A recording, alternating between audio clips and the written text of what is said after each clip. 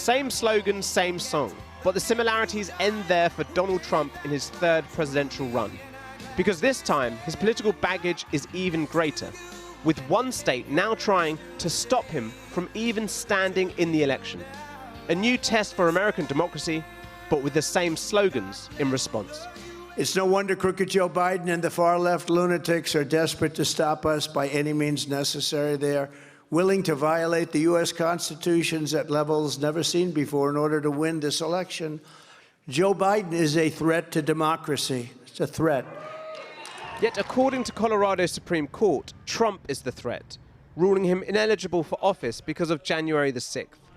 That day saw Trump supporters storm the U.S. Capitol, attempting to stop the certification of Joe Biden's victory.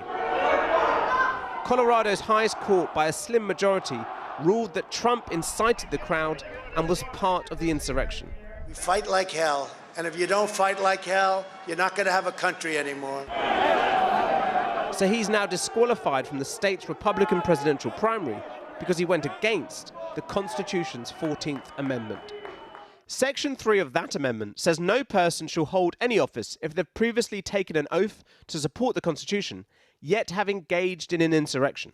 A lower court had ruled that doesn't specifically mention the president. It just refers to an officer of the US. But the Colorado Supreme Court overturned that decision. But the justices emphasized this was uncharted territory, writing, "We are mindful of the magnitude and weight of the questions now before us." And so they stayed their ruling until early next year to allow Trump's team to appeal the decision. While this is just one ruling in one state, Joe Biden today backed the premise that Trump was behind the insurrection. Is Trump an insurrectionist, sir? Well, I think certainly it's self-evident. You saw it all. Now, whether the 14th Amendment applies, we'll let the court make that decision. But he certainly supported an insurrection. And no question about it. None. Zero. Trump's legal team said the decision was flawed and that they'll appeal to the US Supreme Court. This could all echo 2000, when America's highest court waded into that presidential election, with Al Gore and George W. Bush disputing who had won in Florida. The court's ruling handed Bush the presidency. While I strongly disagree with the court's decision, I accept it. But times have changed, with America now more divided and with Trump questioning US institutions like never before. Donald Trump has done a good job of undermining faith in our electoral process, and now he's on a campaign to undermine faith in our judicial institutions.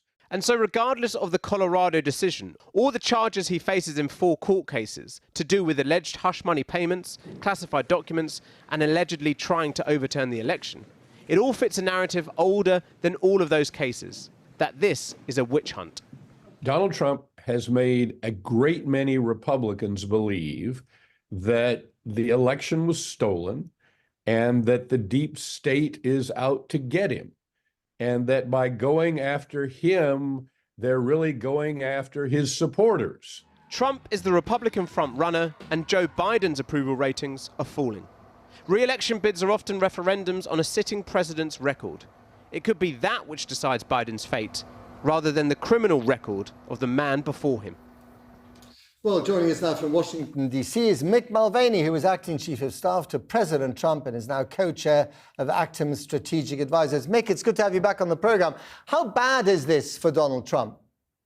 Not bad at all, Matt. In fact, it's probably pretty good. The chance of this holding up at Supreme Court, we can talk more about that in a while if you like, it's probably pretty low. Keep in mind, this was a state Supreme Court decision, not the U.S. Supreme Court decision. It will be appealed to the U.S. Supreme Court. But regardless of that, this is simply helping fuel his narrative that he is a victim of a weaponized government, that the federal government is going after him, that the Colorado state government is going after him. And his message to voters has been essentially for the last year now, look, if they can do this to me, they can do it to you. So vote for me and I'll fix it. He's up 20 points, Matt, from some of his low points 6 or 8 months ago. So this is simply played to his advantage.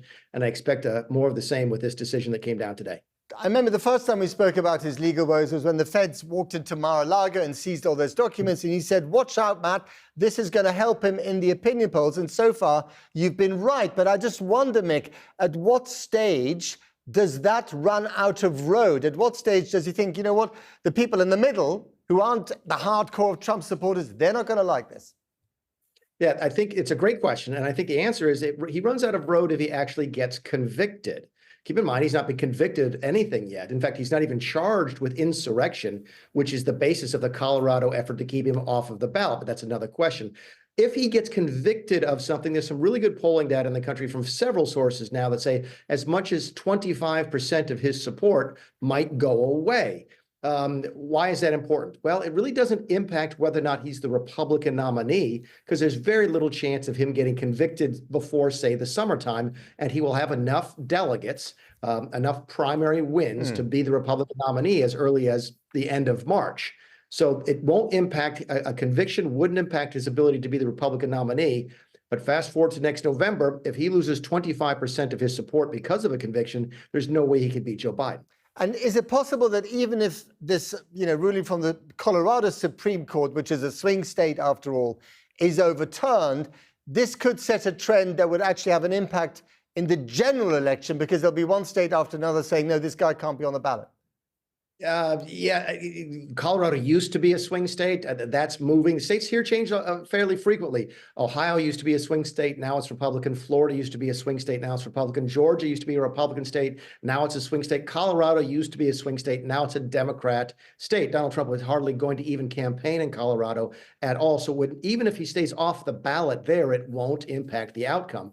The question becomes if he's ever kicked off of the ballot of a true swing state or maybe even a Republican state. I'm not aware of any efforts like that going on right now, but in light of the Colorado decision, you have to wonder if liberal groups in red states or swing states aren't considering bringing a similar action to what was adjudicated in Colorado. Okay, getting back to your earlier point that he could lose 25% of his support if he's convicted. Presumably his legal team are trying to kick any kind of trial or verdict into the long grass.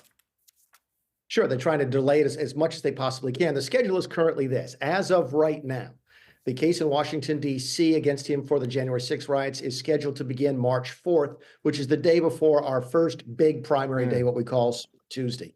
The next criminal charge doesn't even begin until August, and the other two haven't been scheduled. So there's not much chance of those later cases giving a conviction prior to November of 2024. We'll be watching those dates on those early cases. Okay, briefly, let's say it's all delayed. He gets elected as president of the United States. What happens to the trials then?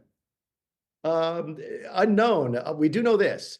He can run for president from prison. He can win the presidency from prison, and he can probably serve from prison. Keep in mind, under our system, the only requirements to be president are to be 35 years old and a natural-born citizen. You can be a convicted felon. You can be sitting in jail. Can he then pardon himself and get himself out of a federal charge? That remains to be seen. We know he could not pardon himself from the Georgia claims. Those are state charges, and the New York charges are also state level. He could not pardon himself there. So we just don't know. We've never been down this road before and hope to not be there again anytime soon. Donald Trump, convict in chief, question mark. Extraordinary stuff. You're laughing, but many people are crying. Mick Mulvaney, got to leave it there. Got to leave it. I'm sorry. Thank you very much indeed. We'll be speaking again. Kathy.